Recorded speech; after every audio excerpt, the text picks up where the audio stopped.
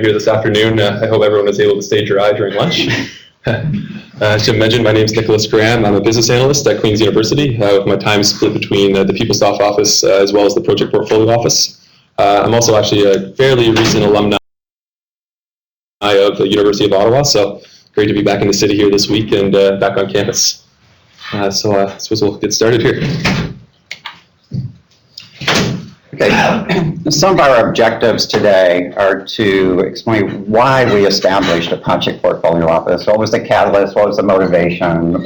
Why did we pursue this? And what approach did we use? We're going to share, we had a very definite, definitive approach that we used in framing and establishing the portfolio office where we are today, and certainly where we plan to go to in the future. What we've achieved thus far, go back. Oh, sorry. Sorry.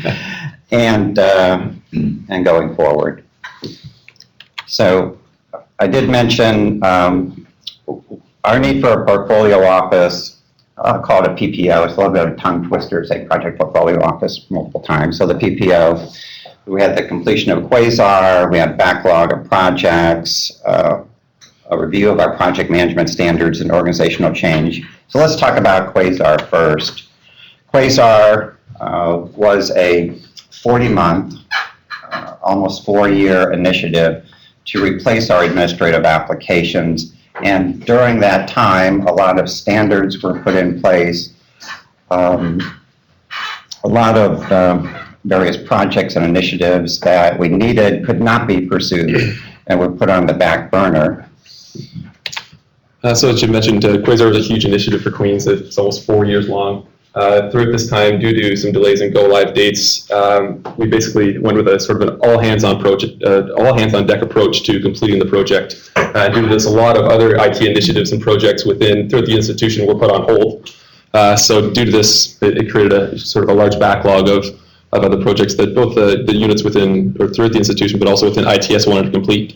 And also, having just implemented PeopleSoft, there was also a lot of these projects had an integration component with PS, so that created just an additional level of complexity as well. We also, when starting to go through that large list of initiatives, found that our project management standards, both internal ITS and outside, were sort of ad hoc and inconsistently applied. So we had to address this for sure going forward. And also, as Jim mentioned, with the Quasar project, it was very well defined in terms of the documentation and the process to follow. So this further highlighted our issue that we really needed to sort of get our own ducks in order within IT services and figure that out going forward. And organizational change, what can I say about organizational change? We, during Quasar and post-Quasar, had significant organizational change that certainly impacted significantly our approach and need for a project portfolio office, information that our new executives, management expected and needed, a complete redefinition of our governance, our IT governance committees, post-Quasar, and information that they were needing and wanting and unable to obtain in terms of our complete project portfolio. So where did we start? We started with a lot of investigation and research, and both external and internal. And our external research focused on higher industry best practices in higher education and peer reviews for the best practices, and we had a lot of information provided to us by Gartner, Infotech, certainly Deloitte and PricewaterhouseCoopers we had worked with on various engagements and were very generous in giving us advice. We absorbed that information like a sponge, didn't take it at face value, but said this will needs to influence what we do, because we knew, and as we know today, that a new department like a portfolio office will need, in order to survive, the support, internal support from our management, governance, and business owners. So we also took a look at our higher education peers, all of you folks as well. There are quite a few institutions out there who are moving towards project portfolio offices, so absolutely just by looking at their websites, we can learn a lot about the model they chose as well as the certain services they offer and at what level. At this point, I'll take an opportunity to recognize specifically University of Victoria. You'll notice, is there any UVic folks here by chance? It's a long way away. No? All right. However, so we took a look at their dashboard model actually for managing and monitoring projects, and that was something we really liked, and you'll see how we sort of implemented that into our portfolio office here as well. Another institution we looked closely at was Cornell University. Their PPO is quite advanced in terms of classifying and prioritizing projects. So going forward, those are some of the key ones. However, a lot of the institutions we looked at, both within North America and through Europe, provide a lot of input to us in terms of what are they doing, and also what do we want to do based on our own internal reality. So then we move to the internal reviews. Obviously, as I spoke about our internal reality, it's going to be very important for what services we need to offer and what is required by the constituents at our institution. So like many great initiatives that I've heard about at Can Height this week, we started with a working group. So actually, we have a couple faces from the working group here in the room today, which is nice to see. So we formed this working group simply because Jim's relatively new to the institution, I'm relatively new to the institution. So in looking at our project management approach and our processes, we really weren't the experts, although we were the drivers behind the process in order to improve them. So we put together this group, and we focused on sort of three aspects. The project process review, when are decisions made, when are documents due. Also a template review, so which templates are people using? Are they readily available? Are they consistently applied? As well as we look at prioritization and approvals. So as we mentioned earlier, with that large backlog, it was important to ensure that the way that we're prioritizing projects are in line with the strategic goals of the university. So having all this information from our external reviews, our internal reviews, there was an evolution of what we thought we were going to start with and where we ended up. So please don't read anything into this chart about the various individuals and committees that we met with, although one individual, I believe, is holding a dagger, isn't he? Okay. But we met with internally multiple times our Administrative System Advisory Committee, which is now steering, Operational Review Committee, HR Advisory, Financial Advisory, Vice Principals Operating Committee. And those were good meetings and provided us some pretty significant feedback in terms of the direction that we were taking or planning. And we did take much of that, if not most of it, to heart and made some changes in our specific approaches or deliverables. One thing that was interesting in the conversation with especially VPOC, our Vice Principal Operating Committee, was when I had a list of projects provided to them, I said, well, is this prioritized? I go, no, it's not prioritized yet. We still need to work with you in terms of how to assess and prioritize projects, and that's one of our initiatives that's underway. But and then the second question was, well, can this be used for other projects, non-IT projects? I go, well, I guess it could, but let's start with the IT projects and then see where we can take it and evolve it from there. And so there's certainly a need across the university and the institution for a lot of project management, project tracking, status reporting that's consistent, that's timely, that's reliable. And also another interesting thing when we start looking at process reviews, there's a need, our principal's office sent a representative to one of our committee meetings looking at processes for projects and said, we'd like to utilize that process that you've identified for your IT projects with other projects that we have. It has such rigor, standards, deliverables, decision points, and that sort of thing. So it was interesting, and we did take all that information to heart, and it did, as I indicated, evolve and change our approach. So Jim spoke to this a little bit here, but what did we find in doing all this investigation and research? Externally, as we mentioned, there's been a lot of recent movement in terms of PPO, both in higher ed and outside of higher ed with vendors as well. Consulting firms as well, they obviously have a keen interest in this as their clients to go this way. There's also a wide range of different models that different institutions would employ. So it was something we looked at. We said, there's a large possibility for us in terms of looking at our portfolio focus, but also taking into account project management and pulling in a blended model. Another thing that we found also with a lot of higher institutions was that there was a very cautious approach to increasing the scope of the PPO too quickly. Obviously, adoption for an office like this is so important in order for it to actually add value to the institution. It's important to really target your scope and focus on the key areas and then expand from there. And internally, a lot of these findings were due to the project management working group. Going into this, we understood that our project management processes were fairly unstandardized, slightly ad hoc, and working with this group further, we managed to realize that that was in fact true. Furthermore, the governance and management structure at the Queen's University was just restructured, so they now required much more information in order to make their decisions on projects going forward in terms of the prioritization levels, because you more or less you really had to prove your worth in order to get projects approved and have them aligned with the strategic goals of the institution. And about a year and a half ago, we had a review by Gartner. Information technology and looking at project management was just one part of that evaluation. And it was no surprise to anyone that we were rated a very strong 1, level 1 on a maturity model in terms of reactive. And so the Gartner maturity model is very good. It's one that we've adopted and followed. There are others, Infotech and PwC, and there are a lot of similarities. But this gives us a roadmap. It gives us something to strive for. And not everyone in this maturity model strives to be a 5. We're not striving to be a 5.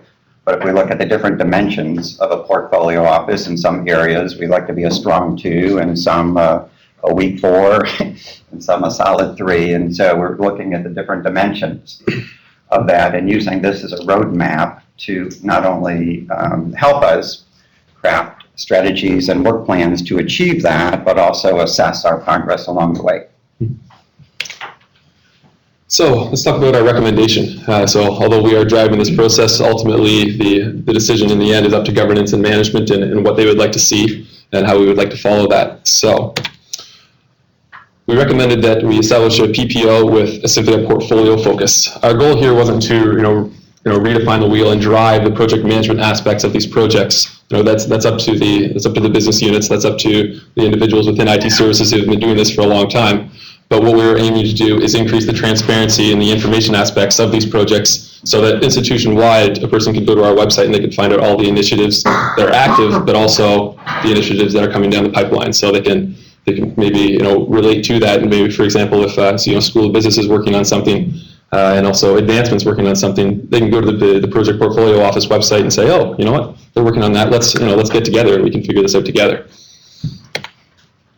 However, we also recognize an opportunity. From working with the project management work group, we understood again that our project management processes and standards were not so great. They weren't so well standardized. So we wanted to seize an opportunity at this point in time to use the project portfolio office and the working group to try and address some of these issues and improve the process. And I'm going to talk a little bit more about this aspect in our approach.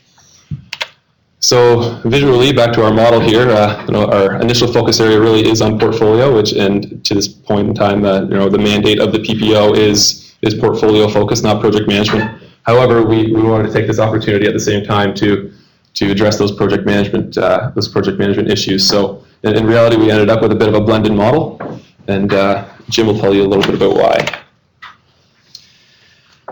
So, not unlike many other universities, Queen's has a very decentralized administrative environment, and I've worked almost 40 years in higher education now, and I could say on a spectrum of centralized and decentralized. Queen's way over here on decentralized, and that included administrative systems, administrative projects, and we knew that, especially with post-Quasar and implementing a very sophisticated applications and technology footprint that projects could no longer be initiated, approved, or handled as they had been in the past. And so we need to figure out a way to, from an enterprise perspective, to make sense of that. We wanted the project portfolio office to provide real value to encourage adoption. If we can't demonstrate value, then acceptance, certainly in the Queen's environment and many others, would be slow in coming. And so that's a constant when we look at something that we're trying to put in place or need to put in place. In talking with the business owners or the project managers, what's the value for me? What's the value for the business owner or the project manager in a decentralized business unit to work proactively with the portfolio office? So that was critically important.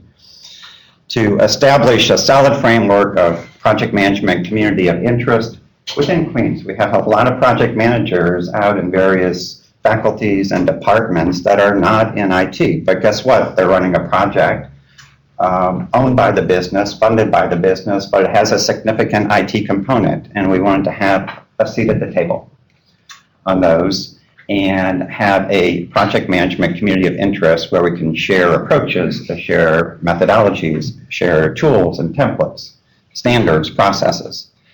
And we've made some strides internally in moving in that direction.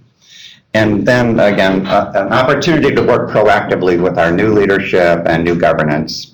And you just can't do enough of that. And what's encouraging is that for many of our executive committees that are in place right now or newly formed, the portfolio office has been asked to come back on a quarterly basis in some cases, or a monthly basis on others, and report on the portfolio and provide information that they can then use to make decisions on priorities and resource allocation. So our recommendation was taken quite well. They were happy with it. So let's talk a little bit about our approach and how we went ahead to implement this. So we took what we consider a three-tier approach. So there's the project management, there's the portfolio management, and there's the governance activities in order to gain support. So project management activities, although we mentioned before, are part of the core mandate of the PPO. We were taking this opportunity to continue to improve those processes and continue to build that project management community of interest that Jim spoke about. So when working with this group, we continued our process reviews of the processes internal to ITS, and continue to learn more about just sort of how ad hoc they were.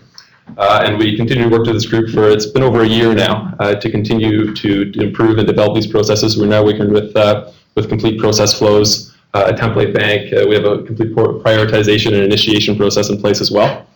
And the idea with this was to build these processes as being a sort of a necessary component within ITSU. In order to complete a project within ITS, you had to follow these processes. However, they would act as a bit of a pilot project, whereas ITS would start to use them, and then we can fix them, redefine them, and then roll them into the PPO to be spread institution-wide. However, when we sent them out institution-wide for people to use, we're putting it as a recommended basis. So we understand that a lot of institutions, a lot of business units and departments they have their own processes that they like and they work. So we're basically just providing this opportunity for them. If they needed to come to us, they needed some advice, we're always there for them, but we're not pushing it on them whatsoever. The portfolio activities, we wanted to establish a website, which we did, and more importantly, or as importantly, establish a dashboard, which we did. And we're going through some of that for our projects. And again, we want to give some credit to the University of Victoria because we really like their model on their dashboard, and we didn't copy it exactly, but we modified it somewhat for our own needs. And develop internally in the portfolio some project management workshops, training, tools that we can make available to our community of interest. There's a lot of interest by the community of interest, and I'm getting calls and receiving calls from different faculties and business units that are interested in keeping abreast of the schedule for our workshops, our materials, and making requests to participate, and that's fantastic. And our governance activities, as I mentioned, working with governance and our business owners to gain support and really increase the transparency of the portfolio. And that's not just the projects that are active. Our portfolio, as we're establishing this, has all the projects that are active, inactive, on hold. We'll be building up closed projects and historical information over time as well. So what have we achieved thus far and the benefits? And we want to talk about the portfolio, the project management, and the risk management. And I'll speak to the portfolio first. So the dashboard. This is just a visual our dashboard that we have developed and is implemented right now, which every new project coming in has a data sheet that is created, and we'll see the data sheet in a minute. And that is linked to the dashboard and accessible by anyone that is employed at Queens. This is the public dashboard, so this is available on our public website. Provides descriptive information on the initiatives, the project sponsor, the project manager. And one of the most interesting things that we found in not only collecting this information for the 25 or 26 different initiatives, and we only have the large ones up there right now. Our plans will be to put the medium-sized projects up this year. Was when I went out and said, well, who is the project sponsor? More often, many times, there was no response or unknown. Who's the project manager? Well, it's these three people. Well, let's pick one. And so just going through and working with our various business owners and managers and collecting the information, asking some basic fundamental questions, putting it up on the dashboard, working with our work group as well. And we have put in place some standards for our health coding, for scope, time, and cost. Those are the only three health areas.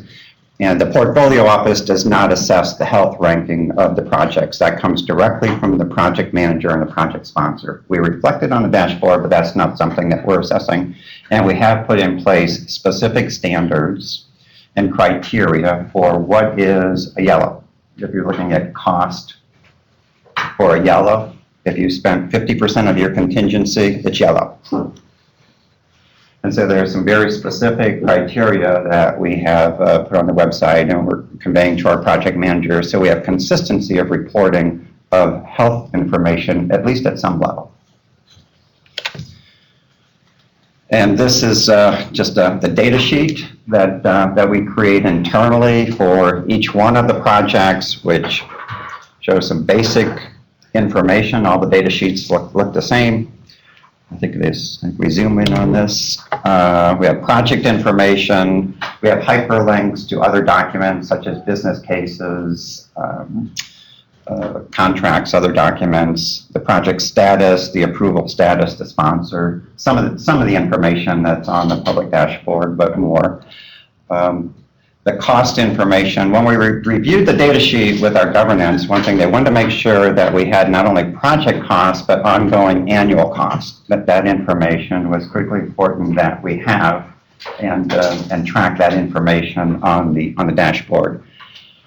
And we do have quite a few hyperlinks on the data sheet, and the project sponsor and the project managers identify to us who can have access to that information. That's not something that the portfolio office is making a determination of. So we do have security around those as well. And our governance, this is, PPO has a seat at the table. We're in a supporting role on most of the committees. We're either an invited agenda for item for quarterly or monthly meetings. On a standing administrative system steering committee, the PPO is a non-voting member of that committee. So we'll be working pretty closely with our Vice Principal of Finance, and our CIO, who control the agenda and chair that committee.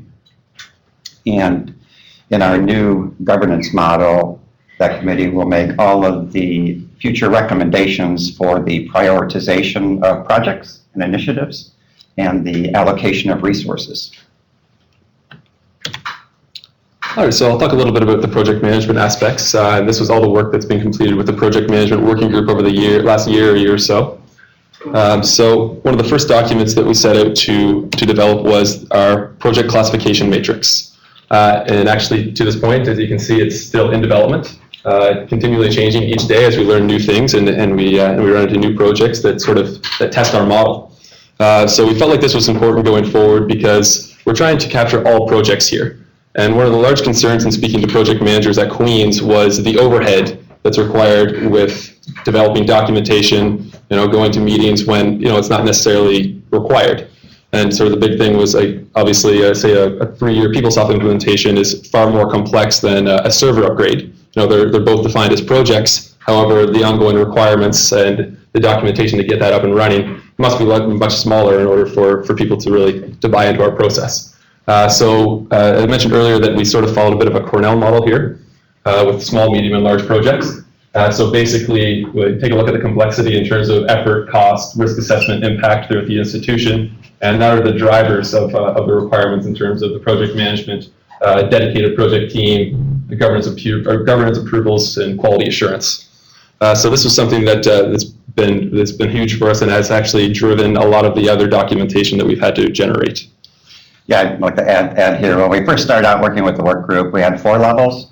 We had level 1, 2, 3, 4, and we couldn't decide whether level 1 was a small project or a big project. For some people it was big, some was small, and it was a little bit subjective on some of those, so we just went with small, medium, and large, and that's pretty clear.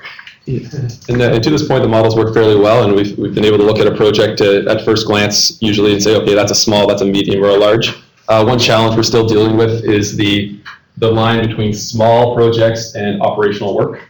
We would like to look at a lot of, although I see a lot of nodding heads out there, it's definitely an issue. So that's something going forward that we're still considering, but this will definitely maybe provide an update. So take a little closer look there. So the next thing we embarked on was our process flow.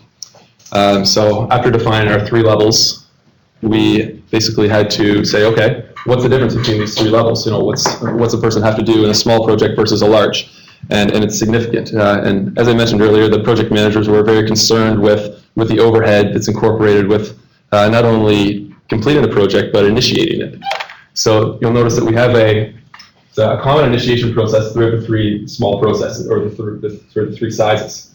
And what we did was try and push the decision-making authority up as high as we can. So to try and decrease some of this overhead. And so we don't want to have a person draft a 26-page business case, go to the first decision point, and they say no. We don't have the time, we don't have the resources for that. So what we've done is try and push that decision-making authority up high and target our documents, and I think you can maybe see the investigation stage documents there, make them small, but have them add value and have the information that management and governance requires to make that decision. So the idea, I'll speak to the initiation process a little bit more on the next slide as well, but basically after that decision point 1, then you fall off into a small, a medium, or a large. And also to address that overhead issue, you'll notice that basically for small projects, your financing and your resource approval comes here in the proposal stage, whereas for medium projects, it comes down here in your charter stage, and then further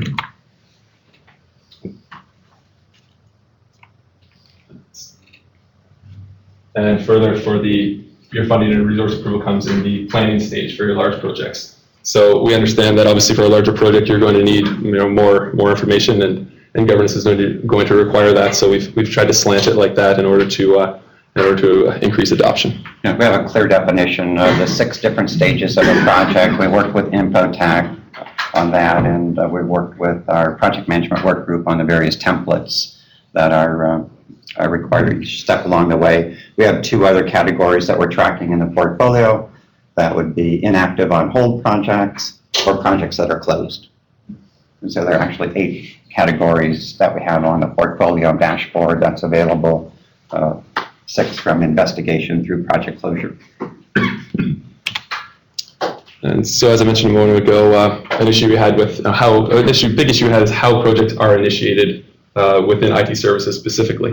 Oftentimes, we'd have people say, okay, I have this idea, where do I go? And that wasn't an easy question to answer a lot of the time. So we took a lot of time actually just really dealing with this first section here. So we basically start off with a person that has an idea. Hey, we love great ideas, and everyone got the little pen. That's an exceptional idea, right? So we started with that idea, and we say, okay, once you have this idea, bring it to your supervisor or sponsor or your coordinator. They have maybe a better view of the realities of the institution, where things are going. So you gain that support. From here, we identify within each process and at which stage all of the documents that are required. And these are all templated and they're available on the PPO website. Probably about 50% of the way down the process, and the remainder are in development right now. And then from there, you're into decision point 1. And decision point 1 is currently the 4 associate directors of IT services. So we tried to move that decision-making authority up higher into the process so that we didn't spend a lot of time and resources in developing a lot of documents to try and get a project going that was going to be shelved in the end.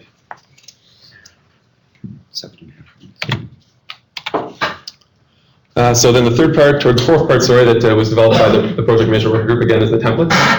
So we're working right now to, we have investigation, proposal, and charter complete. And we're continuing to work on building those templates for both internal to IT services use, but also for the institution overall.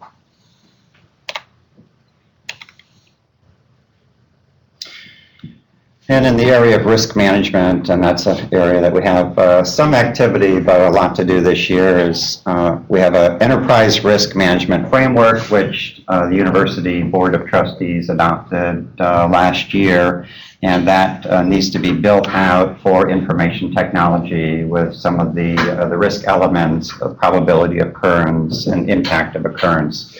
And so we'll be working with management to build out the risk framework and incorporate some of that into our risk management and risk tracking for the portfolio. And also standardizing our risk register. Every project needs a risk register, and we want to standardize that, and we're working with Infotech to standardize that so we can use it. And I did mention our health check and standards that we have put in place or recently put in place for the health check coding for projects for scope, time, and cost.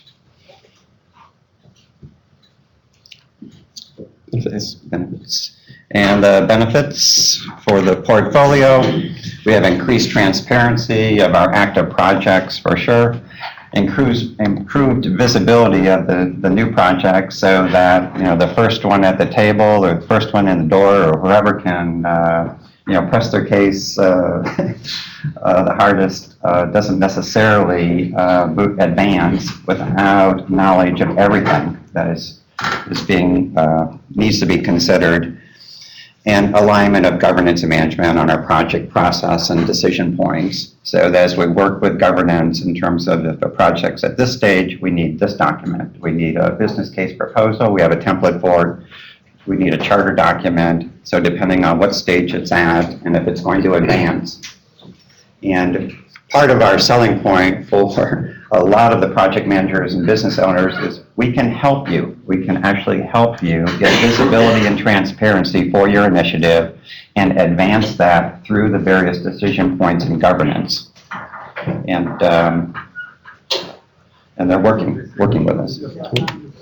So benefits in terms of project management, we may be getting ahead of ourselves a little bit by saying these are institutional benefits at this point in time. They're mostly internal to IT services now, but will be rolled out to the institution within the next sort of quarter. So improved process for project review and classification is huge. Before, obviously, we needed to identify the documentation, the governance required for the size of projects. So this decreases the overhead that we spoke about earlier. Project templates bank available for project management stakeholders is huge. Prior to this, you'd speak to one project manager and they'd have their own set of templates they like. Speak to another one, they have their own set of templates they like. And although they had some similarities, obviously because they're being presented to the same people, it's nice to have that consistency. So especially with new people coming into the institution, it allows them to sort of jump in and hit the ground running. Also, a defined initiation process and the requirements is huge, especially going back to that backlog of projects and the large number of IT initiatives. Having a process in place to really understand the process and how it really contributes to the university and the goals of the institution is very necessary. Now in the area of risk management, and we've already started working closely with our security manager, George, who's here, in the integration of security needs and information needs for the project process flows, and also looking at incorporating some of the security information that's needed into our templates that we've developed. And so we started that process and made some progress. Expect to complete it this summer. All right. So we've got 3 minutes here. Yeah. So we've clearly with our self-evaluation, it's been a self-evaluation. We feel we are an emerging discipline in level 2, in some cases a solid 2. I'm sure that we'll have Gartner come back in periodically and or have others assess where we're at, and we have defined exactly for the different services where we strive to be and a plan in order to achieve that. So we have achieved a lot in the last year. However, there's still a lot of work to be done. So we'll just go through a few of the focus areas that we'll have for the remainder of 2013 as well as next year. The first one, as Jim mentioned earlier, is the expansion of our dashboard. So at this point in time, we feel like we've captured the majority of the large initiatives that are going on in the school. However, going forward, we want to start capturing some of these medium-sized projects. We feel like it'll be more of a challenge for us because a lot of the medium-sized projects fall within certain departments or business units. And they're using their own funding, their own resources, and they're going out and finding their own vendors. So that's not necessarily information that's widely available to us. However, we hope to improve that by adding to the dashboard. The second part is a monthly update procedure. We understand that for people to adopt this as a quality and up-to-date information source, we need to keep it as a quality and up-to-date information source. So with monthly update procedures, we're yet to define whether or not we'll have the project managers do this themselves. However, we do have resources in place to continue to make sure our information is always the most current. The second piece is a project management software tool. We're not looking at this to replace the dashboard by any means, but it'll serve more of a functional use in terms of taking a look at what our resources are based on the projects that we have already approved. So we've had a few different demos there over the last few months. So we've investigated a few of our options, and this actually has allowed us to confirm our requirements and actually look at some different things that we actually missed prior to taking a look at some of the vendors. So going forward, we'll be issuing RFP and also selecting and making a recommendation to management based on that. Yeah. And then just quickly here, also the Project Manager Training Program. So we spoke a lot about a project management community of interest, and we don't only want to provide them with the templates and documentation or processes, we also want to provide training for people that may need help within a project they're already in, or just for simple career development, a person who doesn't work in project management and they want to in the future. So this will be something that we'll be working on over the summer and expected to roll out in the fall of 2013. Okay, in the area of risk management, again, we talked about adapting our enterprise risk framework for our IT projects, finalizing our risk register, and standardizing our project risk tracking and reporting. In the security area, certainly we spoke about adding the security elements to our templates, standardizing some RFP language around security, and improving the security's visibility for projects, both active and newly initiated. And Roberta, which is actually a prioritization tool, sort of an internal project that we're working on. We named Roberta, and it's soon to be famous, maybe not as famous as Roberta Vanguard, the Canadian female astronaut, or Roberta, the musical in 35 with Fred Astaire and Ginger Rogers. But we'll look forward to more information on this at the next CanHi. And with that, we'd like to thank everyone for coming out here this afternoon, especially after lunch. And any questions, we'll be happy to take them here now. So thank you. Thank you. I'd like to grab a couple of questions off the board. They were top rated, and I think there's a lot of interest in both the scope of your office, how many projects are going through your office, and a lot of interest in the prioritization process. Who decides what gets done first? How do you deal with that? And is it informed by resource scheduling availability? Okay, I'll start taking those in order. One is the project portfolio office is not responsible today for projects. We monitor, track, work with project managers, work with IT management, work with governance for the portfolio, but our portfolio office was not set up, as other models have been, where there's a direct responsibility to run and manage projects. We didn't want to start out there. It could evolve there, but that's not where we're starting. The second question on the prioritization, timely question internally, because there are all kinds of needs. Each business owner and their project is, number one, has to be done. And our governance and management is looking for that consistent information to help evaluate and assess the projects. And if we look at some of the elements of a burden in terms of risk and opportunity and cost and benefits, we need to assess all of that information and provide that information to governance so those tough decisions can be made. Do you have time for one last question? I'm just wondering if you would take any of the documentation from the individual project closeouts and to be able to start building a repository for lessons learned that could be used across the university. Excellent question. We took our starting point with much of our material was from Quasar, and we learned a few lessons in Quasar.